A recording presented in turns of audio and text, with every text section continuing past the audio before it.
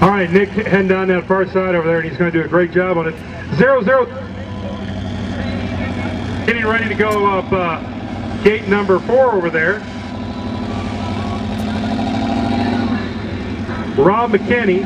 Oh, 008. See, I'm getting old. My eyes ain't just what they used to be. I tell you, that's why we got nice young guys like Tim out here running around these rocks to help out us old guys. Heck, I can't see his number from here, but I recognize the sound of that engine. That's Rob's monster turbocharged Subaru. Oh yes, and Rob does run ARBs, front and rear axle. He's got 9-inch axles in there, built by Curry Enterprises. Runs a BFG tire, always has ran BFGs ever since I've known Rob, and we can go back into competition to about 1999. And he's been a BFG guy since day one. Played with Super Swamper a little bit, went right back to BFG, and has been with them forever. ARB, been with the ARB forever. I don't think Rob has ever had anything other than ARB in his comp rigs. I met him back at one of the competitions where he needed a relay for his ARB compressor, and he had heard that I had spares. Came chasing after me, and I got one out of my comp rig for him, got it back on the course. And I believe he ended up doing better than me that weekend. Well, that happens sometimes, but remember, Tim, karma always comes around.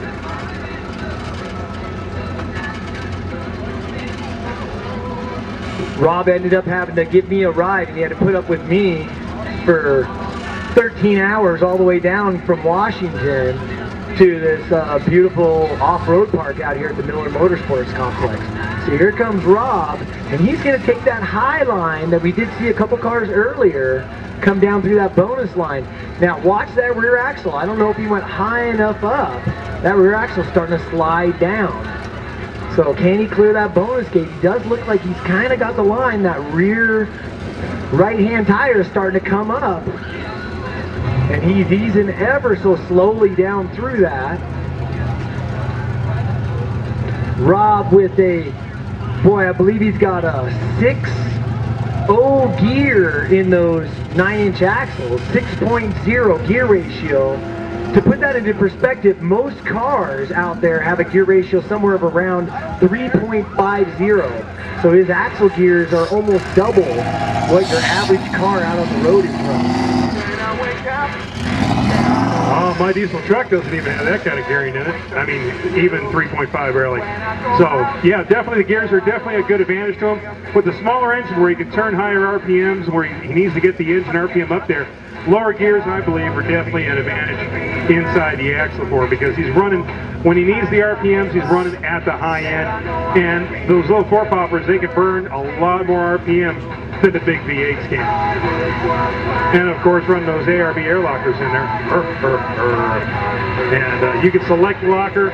That makes it nice and easy. And you can put those in a Jeep. You can put those in a competition buggy. They're the same.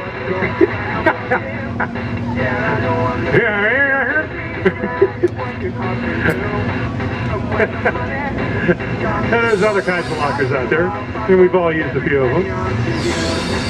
But yeah, what's nice about the, and correct me if I'm wrong, Tim, it's the same kind of air locker in the competition buggies as I would put in my Jeep.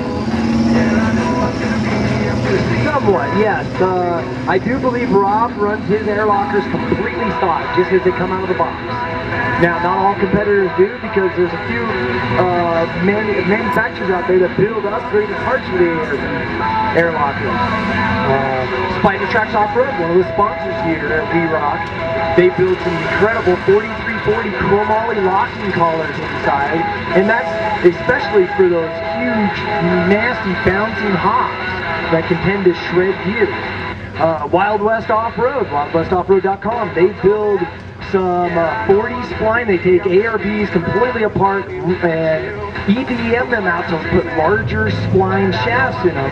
They also do larger diameter lines to get better pressures down there, higher pressure switches.